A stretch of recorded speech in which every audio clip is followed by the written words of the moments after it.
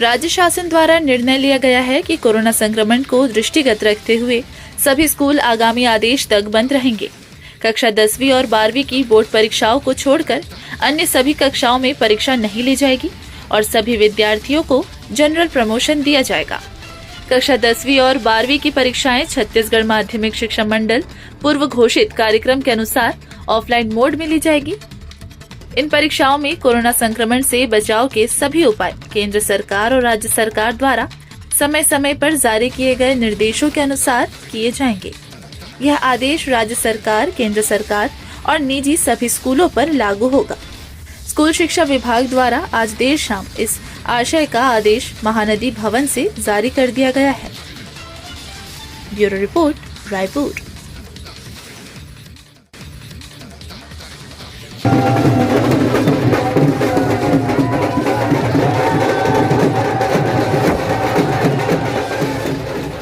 Chamber of commerce के चुनाव के फाइनल परिणाम आ गए हैं।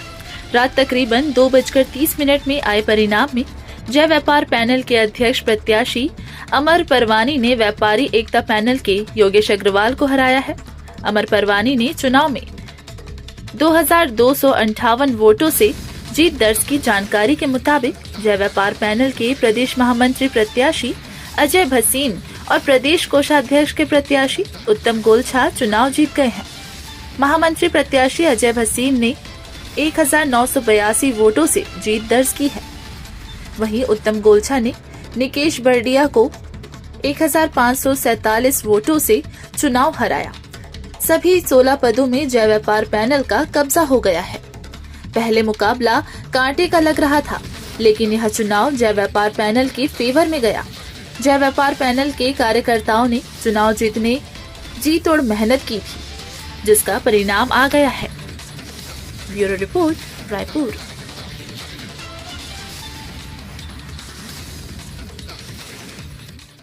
मुख्यमंत्री श्री भूपेश बघेल ने आज राजधानी रायपुर के शहीद वीर नारायण सिंह अंतर्राष्ट्रीय क्रिकेट स्टेडियम में road safety T20 world cricket series के फाइनल मैच के विजेता टीम इंडिया लीजेंड्स के कप्तान सचिन तेंदुलकर को ट्रॉफी प्रदान की और खिलाड़ियों को शुभकामनाएं और बधाई दी।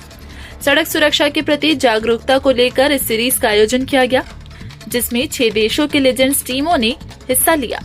मैच के माध्यम से लोगों को सड़क सुरक्षा के प्रति जागरूक बनने का संदेश दिया गया।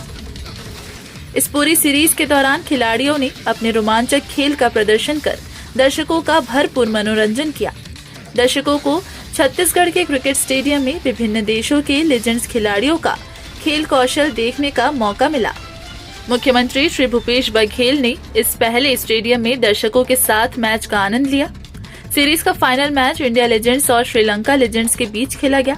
इस अवसर पर वन मंत्री श्री मोहम्मद अकबर, महिला एवं बाल विकास मंत्री श्रीमती अनिला भेड़िया, खेल एवं युवा कल्याण मंत्री श्री उमेश पटेल, राजस्व मंत्री श्री जय सिंह अग्रवाल, विधायक श्री कुलदीप सिंह जुनेजा, महापौर रायपुर श्री एजाज ढेबर, छत्तीसगढ़ खनिज विकास निगम के अध्यक्ष श्री गिरीश देवांगन, राज्य नागरिक आपूर्ति निगम के अध्यक्ष श्री राम गोपाल अग्रवाल और राज्य महिला आयोग की अध्यक्ष श्रीमती किरणमयी नायक भी इस अवसर पर उपस्थित थी। Bureau report, Raipur.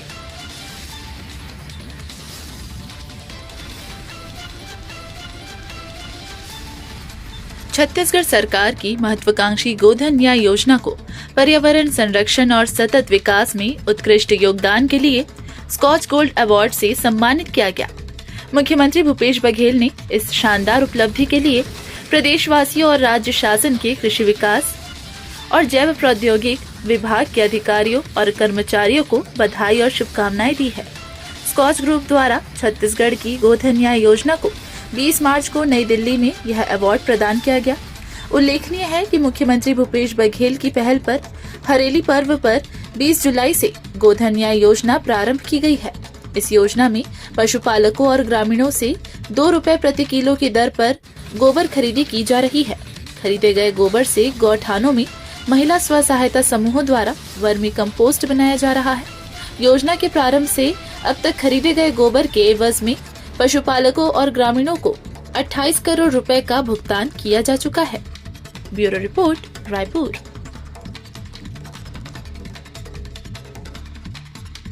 Bharatiya Janata party सूचना प्रकोष्ठ के नवगठित पदाधिकारियों की बैठक भाजपा कार्यालय एकात्म परिसर में संपन्न हुई। इस मौके पर प्रकोष्ठ के प्रदेश संयोजक डॉक्टर विजय शंकर मिश्रा ने कहा कि सूचना के अधिकार को हम एक सशक्त हथियार के रूप में उपयोग करते हुए अपनी विचारधारा को और मजबूत करते हुए मिशन 2023 के लिए अभी से जुट जाएंगे। प्रदेश की कांग्रेस सरकार की नाकामियों के दस्तावेज का एकत्रीकरण करना हम सबका एकमात्र लक्ष्य है, जिसके लिए प्रकोष्ठ का प्रत्येक कार्यकर्ता जिलेवार जुटेगा। प्रदेश सह संयोजक एवं कार्यालय प्रभारी संजय कोपुलवार ने कहा, प्रकोष्ठ के हर कार्य में सुचिता का भाव हो, इसलिए कुछ कठोर नियम भी बनाए गए, जिसका पालन हर सदस्य को करना होगा, ताकि हम जवाबदारी के साथ सूचनाओं को संकलन करें और हर मोर्चे पर प्रदेश की सरकार को घेरेंगे। प्रकोष्ठ के विधिक सलाहकार अखिलेश साव ने कहा कि प्रदेश संगठन द्वारा सूचना के अधिकार का जो प्रकोष्ठ गठित किया गया है, यह निश्चित ही हम जैसे कार्यकर्ताओं को सूचना की शक्ति के माध्यम से पार्टी को मजबूत करने की जवाबदारी दी गई है। हमारी भूमिका विपक्ष में होने के कारण सूचना के अधिकार प्रकोष्ठ का कार्य महत्वपूर्ण है। पूरे प्रदेश में मजबूत संगठन खड़ा कर काम करना होगा। सूचना के अधिकार प्रकोष्ठ के जिलावार प्रभारियों की भी घोषणा की गई। इसके साथ ही सूचना के संकलन व शासकीय नियमों के बारे में विस्तार से चर्चा हुई। इस मौके पर पी गोपा कुमार, उमा शंकर वर्मा, श्रीमती विश्वदिनी पांडे, जयराम दुबे, प्रदीप मिश्रा, आलोक शर्मा, पेशीराम जायसवाल, नीलेश शुक्ला, वात्सल्य मूर्ति, विकास अग्रवाल सहित प्रकोष्ठ के पदाधिकारी मौजूद थे। Bureau report, Raipur.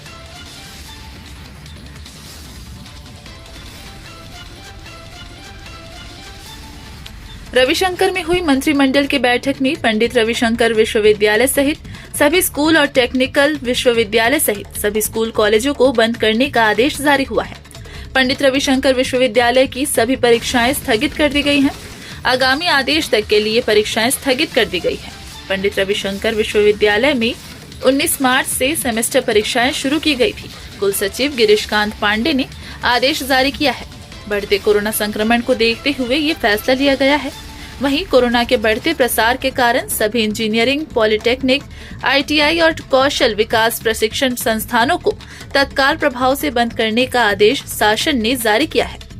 कुल सचिव गिरीशकांत पांडे ने आदेश जारी करते हुए कहा कि पंडित रविशंकर शुक्ल विश्वविद्यालय रायपुर द्वारा आयोजित सेमेस्टर की परीक्षाओं जो कल से आगे की तिथियों के लिए जारी रही है, उन सभी परीक्षाओं को अपरिहार्य कारणों से आगामी आदेश पर्यंत आगामी तिथियों के लिए स्थगित किया जाता है।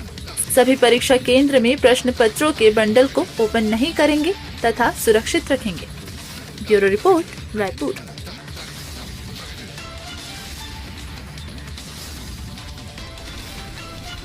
कोरोना संक्रमण से बचाव के लिए प्रशासन के जारी निर्देश के अनुसार कुशाभाऊ ठाकरे पत्रकारिता विश्वविद्यालय ने आगामी आदेश आने तक समस्त शैक्षणिक गतिविधियों को तत्काल प्रभाव से स्थगित कर दिया है। इस दौरान छात्रावास में बंद रहेंगे। ऑनलाइन शिक्षण जारी रहेगा। इस दौरान प्रशासनिक कार्यों के लिए विश्वविद्यालय कार्यालय खुला रहेगा। उक्त आदेश कुल सचिव डॉक्टर आनंद शंकर बहादुर ने जारी किया है। Bureau report, Raipur.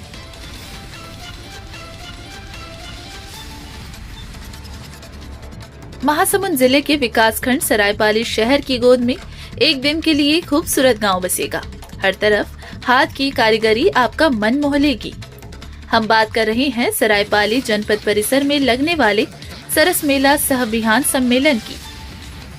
मुख्य कार्यपालन जिला पंचायत डॉक्टर रवि मित्तल ने बताया कि राष्ट्रीय ग्रामीण आजीविका मिशन के तहत महिला स्व सहायता समूहों को प्रशिक्षण हेतु प्रेरणा एवं उनके द्वारा तैयार उत्पादों के प्रचार के साथ इसका उद्देश्य आधुनिक बाजार में स्वदेशी उत्पादों और इससे जुड़े लोगों को प्रोत्साहित करना है। यह मेला जनपद परिसर सरायपाली में बुधवार 24 मार्च को आयोजित होगा। सुबह 9 बजे से शाम 8 बजे तक मेले में जा सकते हैं। प्रवेश निःशुल्क है। उन्होंने कहा कि लोग कोविड नियमों का पालन करें और मास्क का उपयोग अवश्य करें। जनपद CEO सुश्री स्निग्धा तिवारी ने जानकारी दी कि इस मेले में सरायपाली ब्लॉक के लगभग 25 बिहान समूह की दीदियां अपने स्टॉल लगाएंगी। देसी अंदाज में मेले का खाका खींचने की तैयारी की जा रही है, जो शहरी लोगों को काफी पसंद आएगा। तैयारी को अंतिम रूप दिया जा रहा है। यह मेला एक बड़े उद्देश्य के साथ लगाया गया है। स्वावलंबन, स्वरोजगार और सबके कल्याण लाए बर सबके जीवन में नवा बिहान थीम से आपको यह बात समझ में आ जाएगी। एक तरफ जहां गांव के उत्पादों को बढ़ावा दिया जा रहा है, वहीं महिला सशक्तिकरण पर भी जोर है। यह मेला 1 दिवसीय है, 25 मार्च तक रहेगा। सरस मेले में सरायपाली विकासखंड स्व सहायता समूहों के हस्तशिल्प एवं विभिन्न उत्पाद खरीद बिक्री सह प्रदर्शनी के लिए उपलब्ध होंगे। वहीं विभिन्न विभागों की योजनाओं की भी जानकारी मिलेगी। Bureau report, Raipur.